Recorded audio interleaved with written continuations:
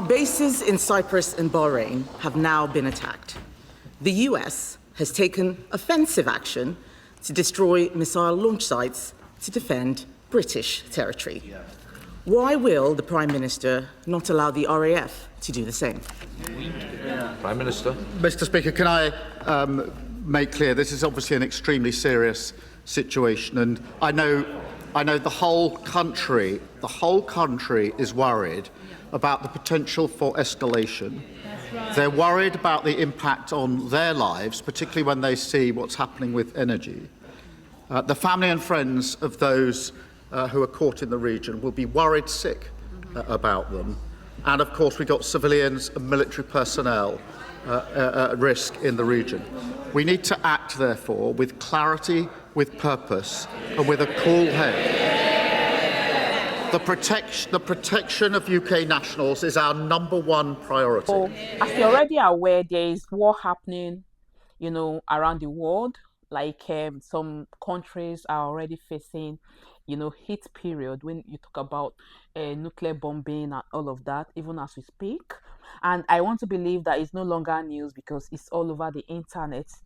So, but why I am posting this particular video is because I am in the UK and I have friends, I have relatives, I have colleagues that I actually care about, and these people are living and working in the United Kingdom. And of course, as a migrant, okay, that wants to encourage fellow migrants, I would not see something and just keep quiet without bringing it to my fellow migrants or to the public. Again, this information I'm about to share is just as I have received. Please, I am not a political person, so there is no political sentiments or there is no particular party I involve in or I am part of. But I'm not gonna lie, after watching this video, I was just thinking of some things which I'm going to share with you guys on this particular video. So what am I talking about?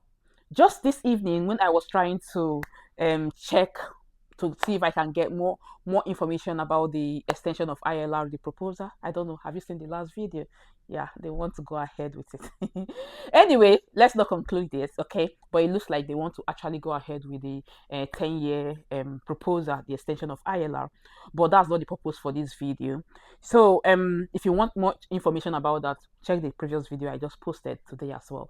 So but the thing is that why I was trying to check the internet, I just came across this particular debate that is happening now.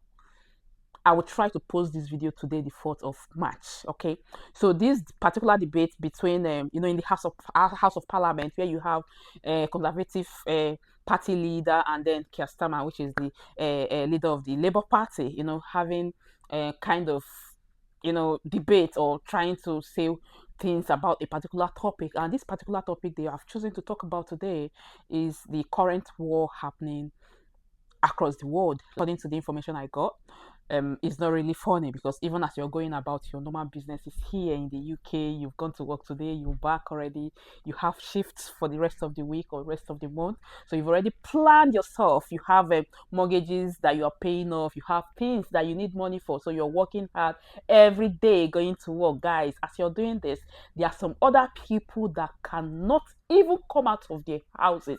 Like, they can't leave their house because it is that terrible, because of what is happening. Guys, just imagine you being at home, just like I'm at home now, and the next thing you're hearing is boom, boom, boom, boom. Those nuclear bomb. Oh my God. It's not easy. So I feel for them, honestly, and I pray that God unites those countries and then make peace. So there's nothing like peace. But the purpose of this video is that your sister, as we already know, our sister is asking Kier Starmer to retaliate. I'm going to let you guys watch few clips from this particular video I'm talking about. Mr. Speaker, can I pay tribute to our brave servicemen and women in the Middle East during this very difficult period? Yeah. Our bases in Cyprus and Bahrain have now been attacked. The US has taken offensive action to destroy missile launch sites to defend British territory. Yeah. Why will the Prime Minister not allow the RAF to do the same?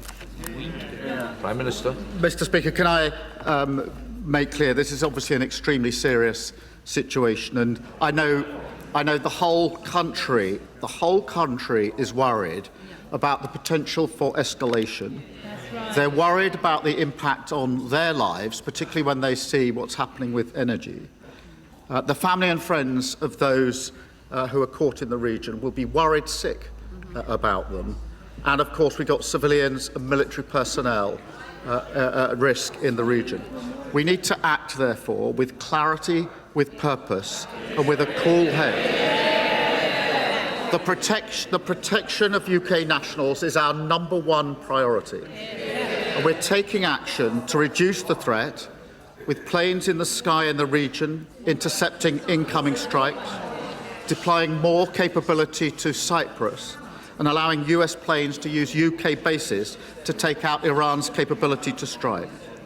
What I was not prepared to do on Saturday was for the UK to join a war unless I was satisfied there was a lawful basis and a viable, thought-through plan. That remains my position. Kemi Badenoch. That wasn't the question I asked him. Nobody wants to see an escalation. The fact is, Mr. Speaker, our bases, in case they don't realise, our bases have already been attacked. Iran is trying to kill our servicemen and women. He is catching arrows rather than stopping the archer. That's what we're talking about. Why is he asking our allies to do what we should be doing ourselves? We are, I would say to Labour MPs, we are in this war whether they like it or not. What is the Prime Minister waiting for? Prime Minister. Mr. Speaker, let me give a little more detail, because for a number of weeks now, we've been pre-deploying our capabilities to the region. In doing so, we've been liaising very closely with the United States, as the House would have expected. Therefore, radar systems were pre-deployed, ground-based air defence was pre-deployed, counter-drone systems were pre-deployed, and F-35 jets were pre-deployed. Mr. Speaker, that is why, since Saturday morning, multiple F-35s and Typhoons have been in operation not just in the Middle East, but across Cyprus. Further missions were flown overnight, Typhoons defending in particular Qatar, and F-35s defending other regional parties. We're resupplying our air defence missiles today. Wildcat helicopters with anti-drone capabilities will be in Cyprus this week, and HMS Dragon will be deployed to the Mediterranean. And of course, in agreement with the US, they're using our bases to conduct the operations to strike Iranian missiles and launchers. Mr. Speaker, that is the action that we are taking. That is the agreement that we've reached with the United States to protect our nationals. Mr. Speaker, the Prime Minister has read out a long list. It is not enough. He says that we are pre-deploying. The one ship which we are sending, HMS Dragon, is still in Portsmouth. The fact is the Type 45s cannot take out incoming missiles. This is not enough. He's read out a long list. The people who understand know it is not enough. He should be doing more. Yesterday, the Chancellor could have given more money to defence. Instead, I don't know why they're laughing. I don't know why that's funny. Yes, not funny. Yesterday, the Chancellor could have given more money to defence. Instead, she gave more money for welfare. Their priorities are all wrong, Mr. Speaker. Their priorities are all wrong. They can chanter as much as they like. The fact of the matter is that the war in Iran is happening now. So, order. Mr. Bailey, I don't like that. I don't think it becomes you either. An officer and a gentleman, I expect more. Mr. Speaker, the country is not going to be distracted by Labour MPs moaning. The fact of the matter is that the war in Iran is happening now.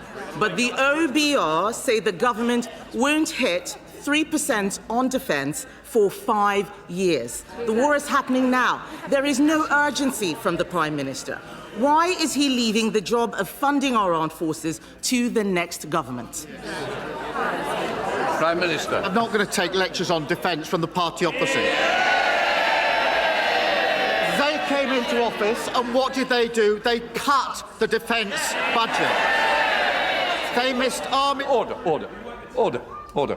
Mr. Philp, you've moved from there to there. You're even louder here, so I think twice. Prime Minister.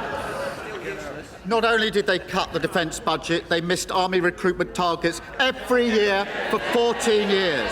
They left morale in our armed forces at an all-time low, and our forces hollowed out. That's the words of Ben Wallace, the former Defence Secretary.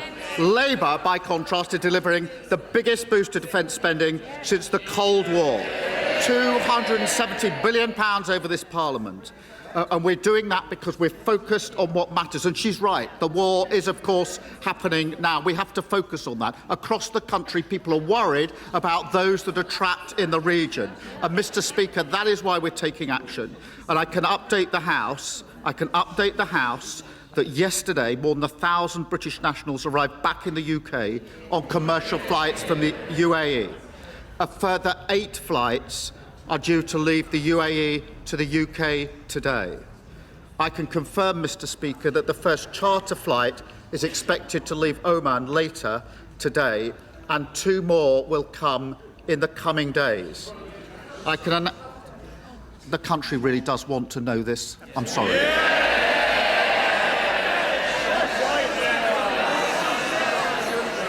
Family and friends are worried sick about people who are caught out. I will not be put on. I can announce, Mr. Speaker, we will lay on additional charter flights in coming days. British Airways are now laying on an extra flight from Oman, and the Foreign Secretary will have further discussions today. And can I urge all those in the House who have constituents who are caught in this to make sure that they do register their presence so we can do whatever we can to help them get home safely. Mr. Speaker, I wasn't asking about evacuations. I was asking about defence spending. He needs to focus on the question he's being asked. So it's very obvious that Kier Starmer does not want war. Some of the points he made there is that for the fact that citizens, innocent citizens, are here, and then they don't want people to, get worried about their own lives, like what happens, okay, if this continues, they may actually, obviously in every world, lives are always lost. Please, I've never experienced war in my life, and I don't even want to tell my children that story because it's not always a pleasant one. I remember the war, is it the second or the third world war that happened? My grandma told us the story, and the way they said it, I don't think, not to talk of now, the advanced world, technology, AI, everywhere. So that's why I said, those of you that have been thinking of ILR, you are not thinking of other things. It's just ILR extension, it's just visa. And yeah, I understand that it's good for you to talk about how to renew your visas. But guys, there is something that is very much important than ILR that could happen. It has not happened. Yeah, they have not concluded anything about it. Do you think that the government should go ahead with Kemi's proposal by trying to retaliate? I feel like the safety of the people, of everyone, should be prioritized. Okay, please do it to like and share with your friends and your family. Drop your opinion. Do you think that they should go ahead with the war? They should join the US in the war, or they should just let peace reign? I feel like peace should reign. Thank you, and I'll see you on my next one. I know you got a dressed up for the club.